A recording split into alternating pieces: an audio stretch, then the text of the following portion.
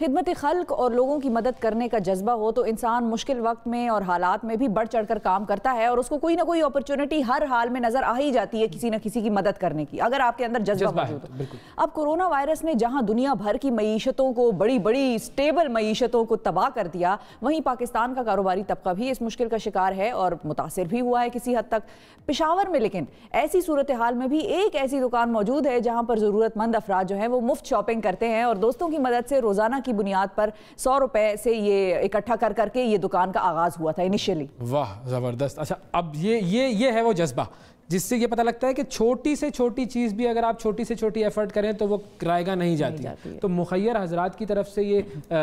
عطیہ کی جو سامان ہے وہ اس میں موجود ہوتا ہے، غریبوں اور مسکین لوگوں کے لیے مفت میں یہ سارا سامان دستیاب ہے۔ پشاور سے تعلق رکھنے والے محمد عمران اسد ہیں جو اپنے علاقے میں ایک میڈیکل سٹور چلاتے ہیں، انہوں نے اس منفرد کام کو شروع کیا۔ اب ان کو خیال کیسے آیا، اس فلاحی کام کے لیے کس طرح کی مشکلات کا سامنا کرنا پڑا، کیا ایفرٹس کرنی پڑی، اس حوالے سے ہم بات کریں گے۔ ہمارے ساتھ موجود ہیں اس دکان کے مالک محمد عمران اسد صاحب۔ السلام علیکم عمران صاحب۔ وعلیکم السلام۔ عمران صاحب بہت شکریہ پروگرام میں وقت دینے کے لیے، اور یہ جو کام آپ نے کیا ہے ماشاءاللہ بہت زبردست کام ہے۔ یہ بتائیے کہ یہ جو کام ہے کہ دکان ایک ایسی ہو جہاں پر ضرورت مند لوگ آئیں اور مفت میں چیزیں لے کر جائیں، تو اس کا آئیڈیا آپ کے ذہن میں کیسے آیا؟ جی، سب سے پہلے تو ہم نیوز کا میں شکریہ ادا کرتا ہوں کہ اس نے اس پروگرام میں ہمیں انوائٹ کیا اور خدمت کا جو جذبہ ہے وہ اس کو ہائی لائٹ کیا۔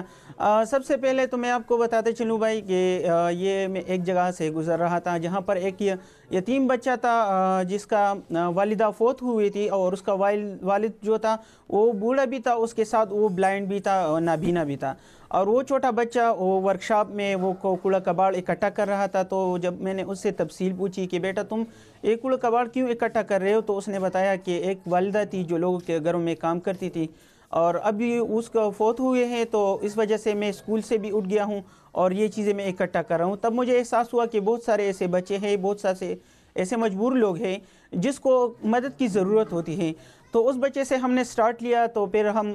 لوگ کچھ دوست مل گئے اور ہم نے منتھلی 100 روپے اکٹھے کر شروع کیے۔ یہ تقریباً 3-4 سال پہلے کی بات ہے۔ اس ٹائم 1600 روپے بن گئے۔ ہم نے اس بچے کے لیے اسکول کی یونیفارم، شوز، یہ سب چیزیں ہم نے خرید لیے اور اس کو اسکول میں ایڈمیشن دلایا۔ اس کے بعد یہ سلسلہ آہستہ بڑھتا گیا، کیونکہ بہت سارے ایسے لوگ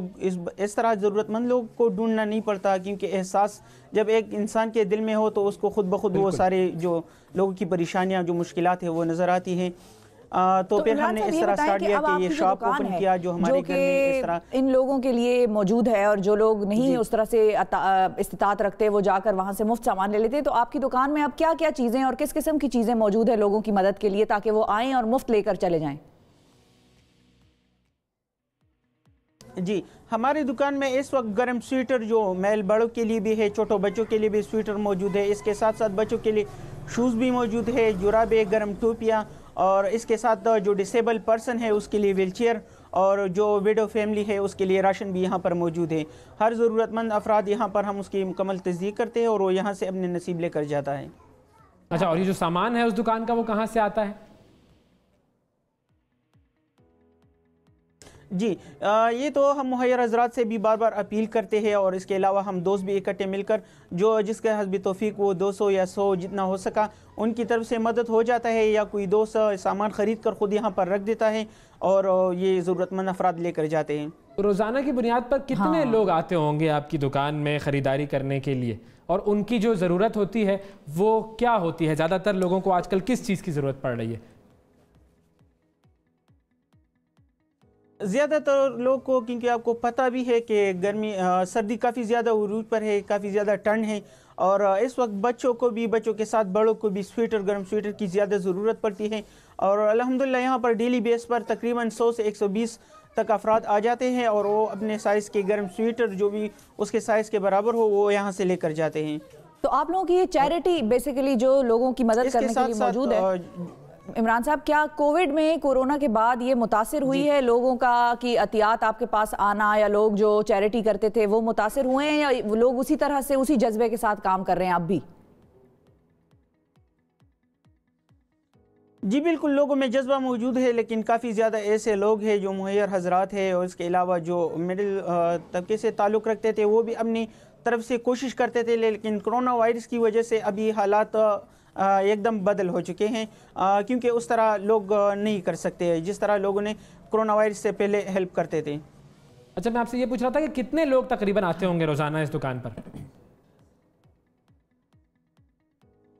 ڈیلی بیس پر تقریباً 100-120 لوگ تک آ جاتے ہیں، جس میں بڑے اور چھوٹے بچے بھی شامل ہوتے ہیں۔ اچھا، اور اس میں جو بھی لوگ آتے ہیں ان کو اپنی ضرورت کی چیزیں مل جاتی ہیں؟ ایسا تو نہیں ہے کہ کسی کو سامان ختم ہونے کی وجہ سے یا چیزیں نہ ہونے کی وجہ سے واپس جانا پڑے؟ نہیں، اس طرح ہے کہ سامان یہاں پر موجود ہوتا ہے اور ہر کوئی اپنے طرف سے لے جاتا ہے، لیکن بعض اوقات ایسا ہوتا ہے کہ ہمارے پاس بھی شارٹیج ہو جاتی ہے، سامان کی کمی ہوتی ہے، تو پھر ہم بار بار لوگوں سے اپیل کرتے ہیں کہ وہ یہاں پر سامان رکھ دے، تو 1-2 دن اس کو انتظار کرنا پڑتا ہے، اس کی ہم ایک پینڈنگ لسٹ بنا دیتے ہیں۔ جب ہمارے پاس سامان پہنچ جاتا ہے تو ہم اس کو کال کرتے ہیں اور وہ جس نے جو ویٹ میں ہوتے انتظار میں ہوتے وہ یہاں سے آ کر اپنا سامان لے کر جاتے ہیں۔ تو بڑا اچھا، مطلب ویٹنگ لسٹ وغیرہ بھی موجود ہے کہ جن لوگوں کو اگر اس وقت آن دا اسپاٹ نہ مل سکے تو پھر ان کو آپ لوگ اپروچ کرتے ہیں؟ جی جی بالکل۔ اچھا، یہ بتائیے کہ اب جیسے دکان آپ نے یہ خریدی ہوئی ہے، اس کا بھی ظاہر ہے کرایہ ہوگا کوئی نہ کوئی، یا یہ آپ کی اپنی دکان تھی جس کو آپ نے اس کام کے لیے مختص کر دیا ہے، وقف کر دیا ہے؟ نہیں، یہ کرایہ کا رینٹ کا دکان ہے اور منتھلی بیس پر اس کو ہم 3000 روپے منتھلی مالک کو اس کا کرایہ ادا کرتے ہیں۔ اور آپ اپنا جو میڈیکل سٹور ہے آپ اس پر کام کرتے ہیں اور اس دکان پر بھی آپ وقت دے رہے ہوتے ہیں، تو یہ مینج کیسے کرتے ہیں آپ؟ جی بالکل،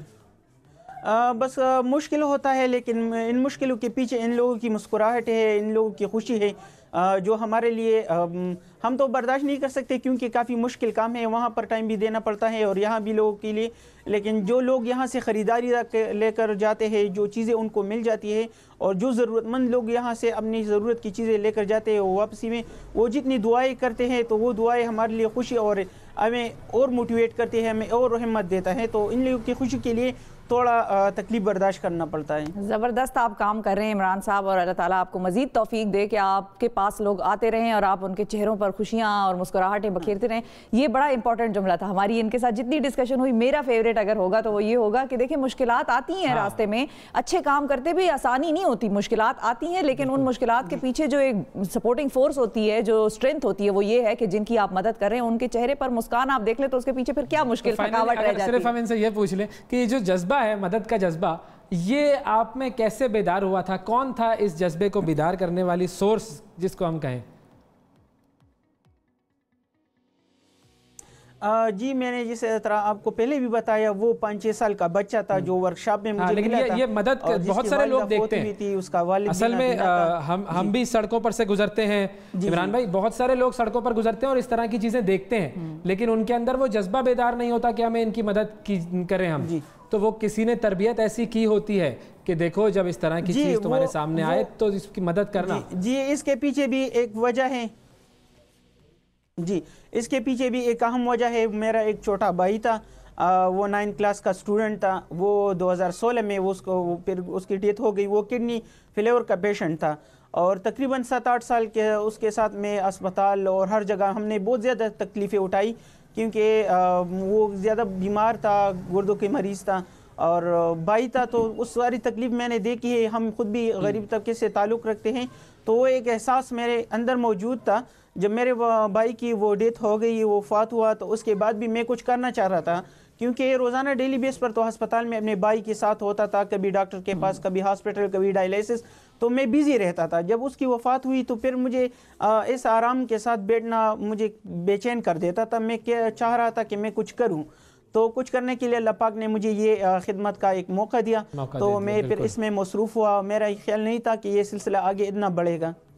ہماری دعا ہے عمران صاحب کہ یہ آج آپ کی ایک دکان ہے، آگے بھی بڑھے گا انشاءاللہ یہ سلسلہ آگے بڑھے، پاکستان کے ہر شہر میں، ہر گاؤں میں ایسی ایک دکان ہو، آپ اس نیٹ ورک کو سپروائز کر رہے ہوں، کیونکہ وہی بات ہے کہ جو ٹارگٹ ہے وہ آپ کا بڑا ٹارگٹ ہو، اور ہماری دعائیں ہیں آپ کے ساتھ، اللہ تعالیٰ آپ کو کامیاب کریں۔ بہت شکریہ ادا کریں گے ہم آپ کا۔